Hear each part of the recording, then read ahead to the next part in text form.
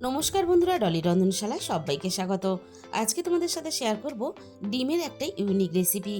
একঘেয়েমি ডিম কষা, ডিম কারি বা ডিম ভাপা না খেয়ে একবার এই রেসিপিটা ট্রাই করে দেখো। এতটা টেস্টি খেতে হয়, তোমরা কিন্তু না বানালে বুঝতে পারবে না। আর তাই এই রান্নার জন্য প্রথমে আমি একটা মশলা বানিয়ে নেব। আর মশলা বানানোর জন্য আমি এখানে একটা ছোট মিক্সির জার নিয়ে নিয়েছি। এবার আমি একে একে মিক্সির জারের মধ্যে মশলাগুলো দিয়ে দেবো। প্রথমে আমি দিয়ে দিলাম 1 চামচ কালো সর্ষে, আর সাথেই আমি এখানে দিয়ে দেবো 1 চামচ হলুদ সর্ষে। দু রকম সর্ষে মিশিয়ে আমি রান্নাটা করব। দু রকম সর্ষে মিশিয়ে রান্নাটা করলে রান্নার স্বাদটা অনেক বেশি ভালো হয়। তবে তোমাদের ইচ্ছে হলে একরকম সর্ষে দিয়েও রান্নাটা করতে পারো। আর সর্ষের সাথেই আমি এখানে 1 চামচ গোটা জিরে দিয়ে দিলাম। আর ঝালের জন্য দিয়ে দিলাম 2টো শুকনো লঙ্কা। এবার আমি অল্প একটু জল দিয়ে দেব। আমি কিন্তু এখনই মশলাটাকে পেস্ট করব না। মশলাটা আমি একটু ভিজিয়ে রেখে দেব নরম হওয়ার জন্য।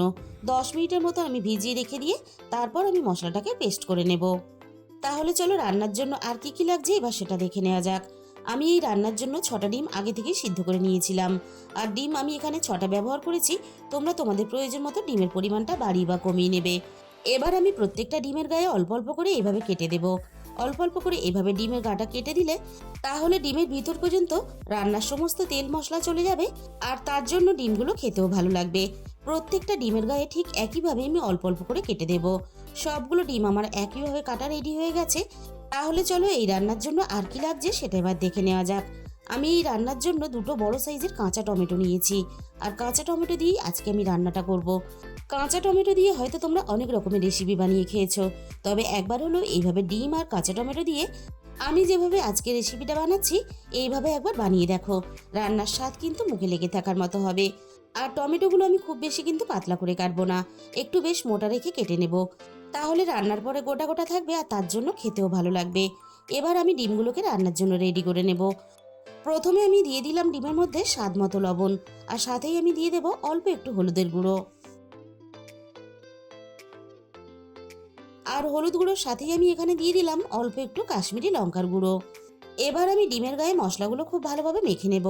আর লবণ আর হলুদের সাথে অল্প একটু কাশ্মীরি লঙ্কার গুঁড়ো দিলে তাহলে ডিম ভাজার কালারটা খুব সুন্দর আসবে। ডিমের গায়ে আমি খুব সুন্দর করে মশলাটা মেখে নিলাম। এবার তাহলে চলো রান্নাটা আমি কিভাবে করেছি সেটা এবার দেখে নেওয়া যাক। প্রথমে আমি কড়াইয়ের মধ্যে প্রয়োজন মতো সর্ষের তেল দিয়ে দিলাম।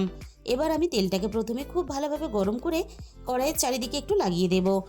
তেল খুব ভালোভাবে গরম করে নিয়ে কড়াইয়ের চারিদিকে এভাবে একটু যদি লাগিয়ে দেওয়া হয় তাহলে ডিমগুলো ভাজার জন্য তেলের মধ্যে দেওয়ার সাথে সাথে কড়াইয়ের মধ্যে আটকে যাবে না। তেল খুব ভালোভাবে গরম করে না নিয়ে ডিম যদি কড়াইয়ের মধ্যে ভাজার জন্য দেওয়া হয় অনেক সময় কিন্তু কড়াইয়ের গায়ে আটকে যায়, আর তার জন্য ডিম ভেঙেও যায়। এবার আমি ডিমগুলোকে নাড়াচাড়া করে বেশ ভালোভাবে ভেজে নেব। 3-4 মিনিটের মতো আমি নাড়াচাড়া করে ডিমগুলো বেশ দেখো লালচে করে ভেজে নিয়েছি। এর থেকে বেশি ভাজলে তাহলে ডিমগুলো কিন্তু শক্ত হয়ে যাবে।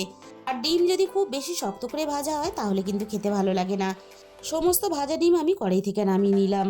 এবার আমি কড়াইয়ের মধ্যে বাকি যেটুকু তেল আছে সেই তেলে আমি টমেটোগুলোকে ভেজে নেব। তার জন্য আমি টমেটোগুলো তেলের মধ্যে দিয়ে দিলাম। এবার আমি টমেটোর মধ্যে স্বাদ মতো লবণ দিয়ে দিলাম। এবার আমি টমেটোগুলো নাড়াচাড়া করে বেশ ভালোভাবে ভেজে নেব।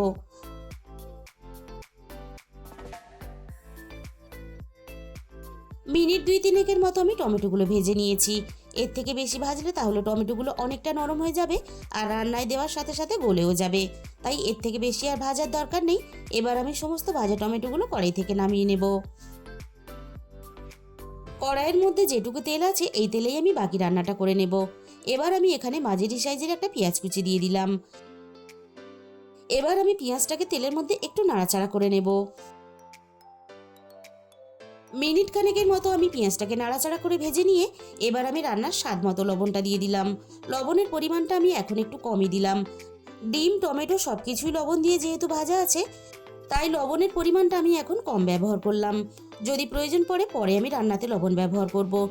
এবার আমি পেঁয়াজের সাথে রসুনটাকে নাড়াচাড়া করে ভেজে নেব, রসুনের কাঁচা গন্ধটা চলে যাওয়া পর্যন্ত। রসুনটা আমি মিনিট খানেকের মতো ভেজে নিলাম। যে প্লেটের মধ্যে আমি ডিমগুলো মশলা দিয়ে মেখে নিয়েছিলাম সেই প্লেটটা ধুয়ে অল্প একটু মশলার জল দিয়ে দিলাম। এবার আমি একে একে রান্নার গুঁড়ো মশলাগুলো দিয়ে দেব। প্রথমে আমি দিয়ে দিলাম 1/2 চামচ হলুদের গুঁড়ো, আর সাথেই আমি দিয়ে দেব ঝালের জন্য আরও অল্প একটু লঙ্কার গুঁড়ো। ঝালের পরিমাণটা অবশ্যই কিন্তু নিজেদের স্বাদ মতো ব্যবহার করবে। আর রান্নার কালারটা ভালো আসার জন্য আমি অল্প একটু কাশ্মীরি লঙ্কার গুঁড়ো দিয়ে দিলাম। এবার আমি একটু সময় নিয়ে মশলাটাকে বেশ ভালোভাবে কষিয়ে নেব। মশলা থেকে যতক্ষণ না তেলটা আলাদা হয়ে যায়। মিনিট 5-6 মতো আমি মশলাটাকে নাড়াচাড়া করে বেশ ভালোভাবে কষিয়ে নিয়েছি। আর দেখো মশলা থেকে তেলটাও আলাদা হয়ে গেছে। এর থেকে আমি আর বেশি কষাবো না।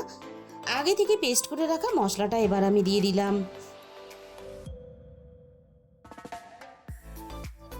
একই সাথে মিক্সির বাটি দিয়ে অল্প একটু জল দিয়ে দিলাম। এবার আমি গ্যাসের ফ্লেমটা মিডিয়াম টু লোতে রেখে সমস্ত মশলা আবারও একসাথে নাড়াচাড়া করে মিনিট 2-3 মতো আবারও একটু কষিয়ে নেব। মশলাটা আমি বেশ ভালোভাবে কষিয়ে নিয়েছি। এবার আমি ভেজে রাখা ডিমগুলোকে মশলার মধ্যে দিয়ে দেব। আর ডিমের সাথে আমি ভেজে রাখা টমেটোগুলোও দিয়ে দেব। এবার আমি সবকিছু একসাথে নাড়াচাড়া করে বেশ ভালোভাবে মিশিয়ে দেব। আর রান্নাটা যেহেতু খুব বেশি হতে সময় লাগবে না, তাই ডিমের সাথেই ভাজা টমেটোগুলো দিয়ে দিতে হবে। সবকিছু একসাথে নাড়াচাড়া করে আমি বেশ ভালোভাবে মিশিয়ে দিলাম। এবার আমি গ্রেভির জন্য প্রয়োজন মতো জল দিয়ে দেব।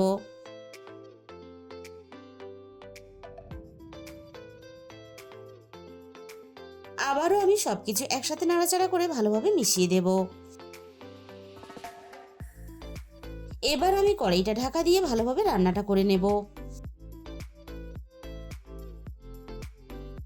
10 মিনিটের মতো আমি রান্নাটা করে নিয়েছি। এবার আমি কড়াইয়ের ঢাকাটাকে সরিয়ে নিলাম। আবারও আমি রান্নাটাকে একটু নাড়াচাড়া করে দেব। আর দেখো টমেটোগুলো বেশ ভালোভাবে সিদ্ধও হয়ে গেছে, আবার গোটাও আছে। ঠিক এরকম করেই রান্নাটা কিন্তু করে নিতে হবে। সব শেষে আমি এখানে 1 চামচ কাঁচা সর্ষের তেল দিয়ে দিলাম। আর কাঁচা সর্ষের তেলটা কিন্তু অবশ্যই ব্যবহার করবে রান্নাতে। আর এই কাঁচা সর্ষের তেলটা দেওয়ার জন্য রান্নার স্বাদ কিন্তু দ্বিগুণ মাত্রায় বেড়ে গেল। তাহলে বন্ধুরা একদিন হলেও তোমরা এই সর্ষে ডিম বাড়িতে রান্না করে দেখো। তাহলে বন্ধুরা আজকের এই রেসিপিটা ভালো লাগলে ভিডিওতে একটা লাইক করে দিও আর নিজেদের বন্ধুদের মধ্যে শেয়ার করে দিও। আর কমেন্টের মাধ্যমে জানিও তোমাদের কেমন লাগলো। আর যে সমস্ত নতুন বন্ধুরা এখনো পর্যন্ত আমার চ্যানেলটা সাবস্ক্রাইব করনি, এরকম সহজ নতুন ঘরোয়া রেসিপি পেতে আমার চ্যানেলটা সাবস্ক্রাইব করে আমার পাশে থাকার অনুরোধ রইল। আর আমার রেসিপিটা দেখার জন্য তোমাদের সবাইকে অসংখ্য ধন্যবাদ।